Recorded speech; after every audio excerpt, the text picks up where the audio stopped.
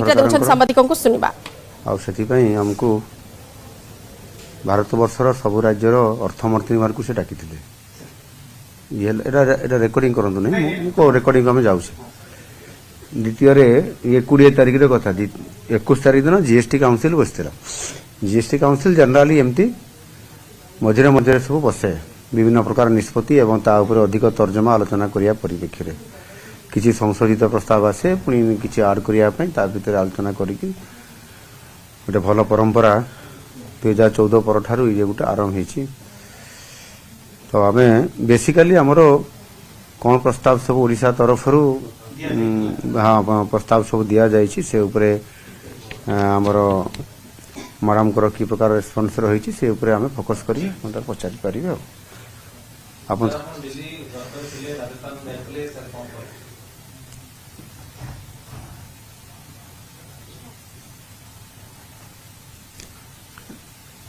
December 20 तारिख रे राजस्थान रो जैसलमेर सहर रे 2025-26 आर्थिक वर्ष पाई केंद्र सरकार तरफ केंद्र अर्थमंत्री श्रीमती निर्मला सीतारमण अध्यक्षतार राजस्थान रो जैसलमेर ठारे ये गोटे प्राग प्रस्तुति बैठक अनुष्ठित होता भारत वर्षर सबु राज्यर अर्थमंत्री मानकु से निमंत्रित करथिले एवं ये बजेट संबंधी विभिन्न राज्यर प्रस्ताव एवं दाबी सबु कौन अच्छी से बाबद मतामत नेबापी आणुक ओडिशा पक्षर 2025-26 आर्थिक वर्ष पाई केंद्र सरकार अर्थ विभाग तरफ केंद्र अर्थमंत्री निकटरे मु ओडिशार अर्थमंत्री हिसाब से सेठी योगदान करी एवं एथिरे 9टी प्रस्ताव मु तांको पाखरे मु दाबी रखिछि से प्रस्ताव गुड़िक भितर प्रथम प्रस्ताव होछि ओडिशार भित्तिभूमि को सुदृढ़ करबा पई अर्थर आवश्यकता अछि एवं जेहेतु एथर हमकु सुजोग अछि एवं डबल इंजिन सरकार भी अच्छी पूर्वोदयर कथा गत वर्षर आरंभ करिसंती हमर यशस्वी प्रधानमंत्री नरेंद्र मोदी जी एवं केंद्र अर्थमंत्री मध्य विशेष करिकी पर्यटन क्षेत्र में अधिक ओडिशा को फोकस करबा पई से भी संसदीय बजेट अधिवेशन रे से कथा को उपस्थापना करथिले तांको मो मने पकई देछि एवं भित्तिभूमिर विकास कथा को आहुरी अधिक ओडिशा को सहायता करने मु प्रस्ताव रखी चलित वर्ष मध्य आम ओडिशा को केंद्र तरफ अधिक अर्थ आसी जो थे कि रोड सेक्टर 20,000 कोटी टंका रु अधिक टंका मध्य अनुमोदन होती सेगुड़िक वर्तमान कार्यक्रम आरंभ होची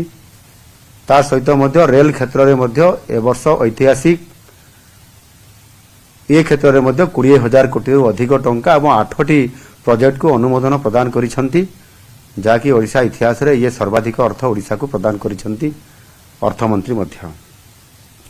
एणु भित्तिभूमि को आम गुरुत्व दौछु एवं आसंता 2025-26 आर्थिक वर्ष रे मध्य ताकु त्वरान्वित करिया पई आमे फोकस करूछु एवं विशेष करिकी पुंजी निवेश पाई एक स्वतंत्र आर्थिक सहायता मध्य केंद्र सरकार प्रदान करिथांती ताकू साकी बोली कहा जाए साकी अधीन रे प्रत्येक राज्य को अर्थ बंटनर व्यवस्था अछि एवं से अर्थ व्यवस्था को त्वरान्वित करिवा पई अधिक देवा पई ए वर्ष मु स्वतंत्र भाव रे उपस्थापना करिछि केंद्र मंत्रींकर निकटरे द्वितीय बेसिकाली आजिकाली गाँव जो माने चाकरी कले कि जो मानकर आर्थिक उन्नति है से माने गाँव छाड़ी सहर को आसुंती एवं द्रुत सहरर विकास से अनुसार हो पारुना किंतु लोक माने सहराकरण होता कारण सहरीकरण होता कारण सहर रे से माने घर तैयारी करिकी से माने सेठी रहउछंती ତେଣୁକରି ଓଡ଼ିଶାରେ ସହରୀକରଣ ପାଇଁ ଏବଂ ତାହା କିଭଳି ଭାବରେ ମାଷ୍ଟର ପ୍ଲାନ୍ ସହିତ ହୋଇପାରିବ ସେମାନଙ୍କୁ ସହରରେ ବ୍ୟବସ୍ଥା ଯାହାକି ଆପଣଙ୍କର ସୁଖ ସ୍ୱଚ୍ଛନ୍ଦ ବା ଆମେନିଟିଜ୍ କେମିତି ମିଳିପାରିବ ସେଥିପାଇଁ କେନ୍ଦ୍ର ସରକାରଙ୍କର ସହାୟତା ପାଇଁ ମତାମତ ଦିଆଯାଇଛି ଏବଂ ପ୍ରସ୍ତାବ ଦିଆଯାଇଛି।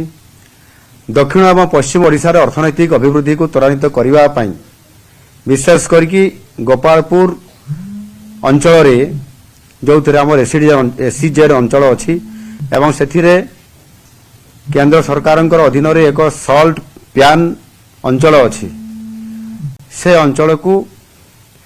ଅର୍ଥନୈତିକ ଅଭିବୃଦ୍ଧି ପାଇଁ ସ୍ୱତନ୍ତ୍ର ଭାବରେ ଏକ କରିଡର କରିକି ତା ଉପରେ କିଭଳି ଭାବରେ ବିକାଶ ହୋଇପାରିବ ଆର୍ଥିକ କ୍ଷେତ୍ରରେ ତାକୁ ପ୍ରସ୍ତାବ ଦିଆଯାଇଛି ଏବଂ ଯେଉଁ ଇଣ୍ଡଷ୍ଟ୍ରିଆଲ ଅଞ୍ଚଳ ଅଛି ବିଶେଷ କରିକି ସବୁଠାରୁ ବଡ଼ ଇଣ୍ଡଷ୍ଟ୍ରିଆଲ ଏରିଆ ହେଉଛି ଝାରସୁଗୁଡ଼ା ଅଞ୍ଚଳ ସେଠି ମଧ୍ୟ ଇଣ୍ଡଷ୍ଟ୍ରିଆଲ ଟାଉନସିପ୍ ପ୍ରତିଷ୍ଠା କରିବା ପାଇଁ ମଧ୍ୟ ପ୍ରସ୍ତାବ ଦିଆଯାଇଛି। ଓଡ଼ିଶାର ପୁଞ୍ଜିନିବେଶ ପାଇଁ କିଭଳି ଭାବରେ ଅଧିକ ଆସିପାରିବ ସମ୍ଭାବନାର ରାଜ୍ୟ ହେଉଛି ଓଡ଼ିଶା ତାକୁ ଆଧାର କରିକି କେନ୍ଦ୍ର ଅର୍ଥମନ୍ତ୍ରୀଙ୍କ ନିକଟରେ ଏକ ପ୍ରସ୍ତାବ ଦିଆଯାଇଛି ଏବଂ ସେ ଯାହା କେନ୍ଦ୍ର ଅର୍ଥମନ୍ତ୍ରୀ ନିର୍ମଳା ସୀତାରମଣଜୀ ଯେଭଳି ଭାବରେ ଗତ ବର୍ଷ ବଜେଟ୍ ଉପସ୍ଥାପନା ସମୟରେ ସେ ପର୍ଯ୍ୟଟନ କ୍ଷେତ୍ରରେ ଓଡ଼ିଶାକୁ ପ୍ରାଧାନ୍ୟ ଦିଆଯିବା ପାଇଁ କରାଯାଇଛି ସେଥିପାଇଁ ଆମେ ଗୋଟେ ଡିପିଆର୍ ଉପସ୍ଥାପନା କେନ୍ଦ୍ର ଅର୍ଥମନ୍ତ୍ରୀଙ୍କ ନିକଟକୁ ମଧ୍ୟ ଆମ ପର୍ଯ୍ୟଟନ ବିଭାଗ ତରଫରୁ ଆମେ ତାକୁ ପଠାଉଛୁ ଯେଉଁଥିରେ କି 10,000 କୋଟି ଟଙ୍କାର ଗୋଟେ ଆର୍ଥିକ ପ୍ୟାକେଜ ଘୋଷଣା କରିବା ପାଇଁ ସ୍ୱତନ୍ତ୍ର ଭାବେ ଆମେ ତାକୁ ଅନୁରୋଧ କରିଛୁ ଏବଂ ତା ସହିତ ଆମର ବେସିକାଲି ବହୁ ସମୟରେ ଗ୍ରୀଷ୍ମ ଦିନ ଆସିଲେ ଏବେ ଶୀତ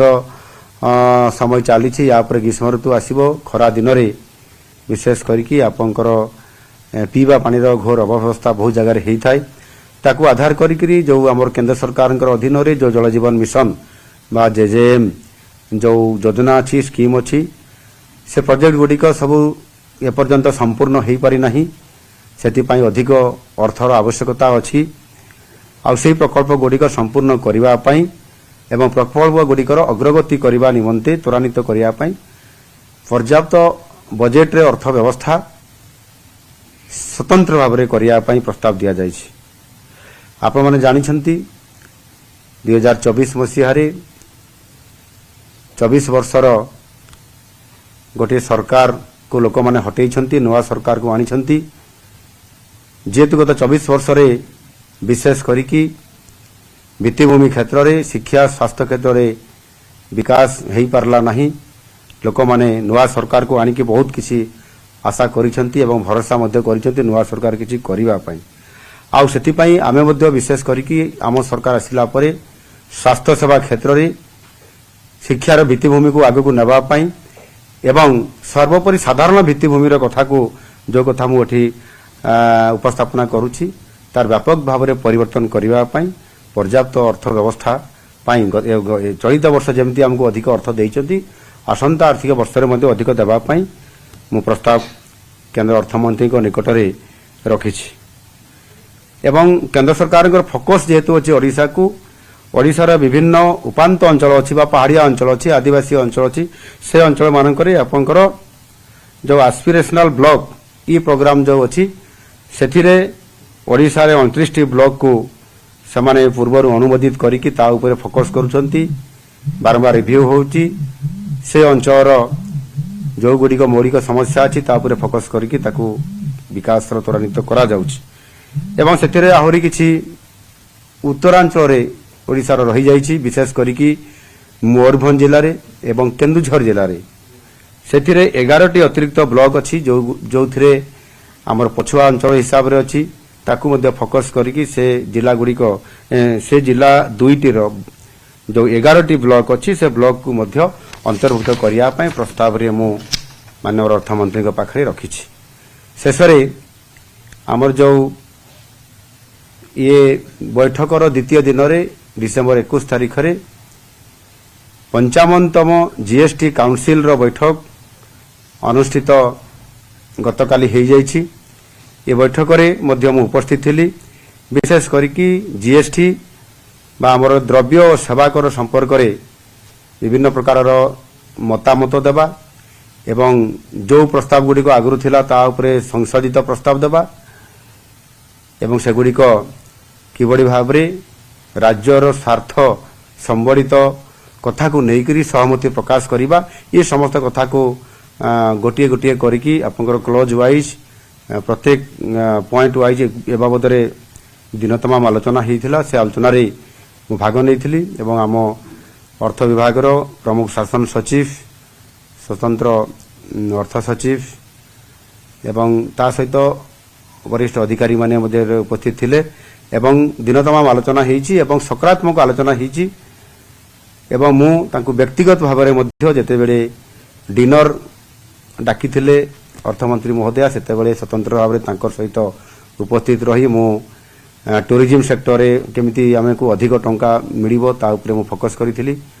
एवं विशेष करके भित्तिभूमि उपर अधिक साहाय्य सहयोग करबा पई मध्ये आमे प्रस्ताव देइछु सेतरे विशेष करके जो हमरो इकोनॉमिकल कॉरिडोर जो गुडी अछि अर्थनैतिक जोन